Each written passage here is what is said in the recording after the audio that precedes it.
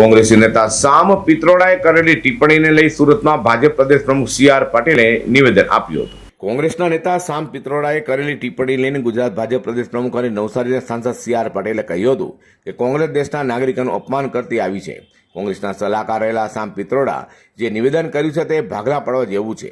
રંગના કારણે પ્રદેશના ભાગલા પડ્યા છે, દેશમાં ભાગલા પડે એવા બદ ઇરાદે નિવેદન કર્યું છે.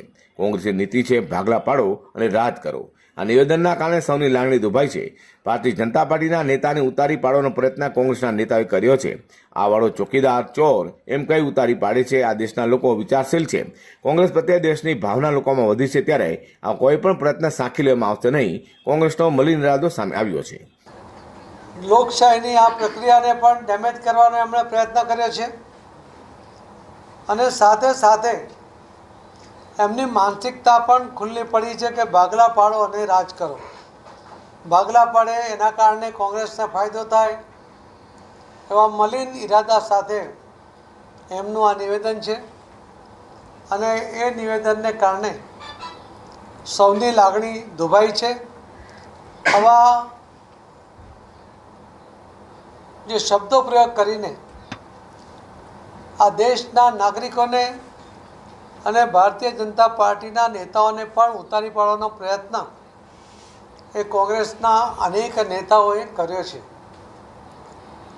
ભૂતકાળની વાત કરીએ તો આપણા આદરણીય પ્રધાનમંત્રી શ્રી નરેન્દ્ર મોદી સાહેબ માટે પણ શાહવાળા કહીને એમને ઉતારી પાડવાનો પ્રયત્ન કર્યો હતો. ચોકીદાર ચોર છે એવા શબ્દ પ્રયોગ કરીને પણ એમણે ઉતારવાનો પ્રયત્ન કર્યો હતો. પણ આજે તો એમણે આ દેશના નાગરિકોનું રંગના આધારે વિભાજન કરીને આ અખંડ ભારતના સામે એક મોટો પ્રશ્નાર્થ ઊભો કરવાનો પ્રયત્ન કર્યો છે. આ દેશના લોકો વિચારશીલ છે. એમને આ કોંગ્રેસના આની પાછળનો ઈરાદો સમજાય છે અને એના કારણે લોકોમાં કોંગ્રેસ પ્રત્યે તિરસ્કારની ભાવના પણ ઊભી થઈ છે. દેશના ચોક્કસ પ્રદેશના વિસ્તારના લોકો આફ્રિકી અને અન્ય વિસ્તારના આરબ જેવા હોય તે અંગે કોંગ્રેસ નેતાના સલાહકાર શ્યામ પિત્રોડા દ્વારા કરાયેલા નિવેદનને ભાજપે વખોડી કાઢ્યું છે. અઝર કુરેશી સાથે પ્રકાશવાળા.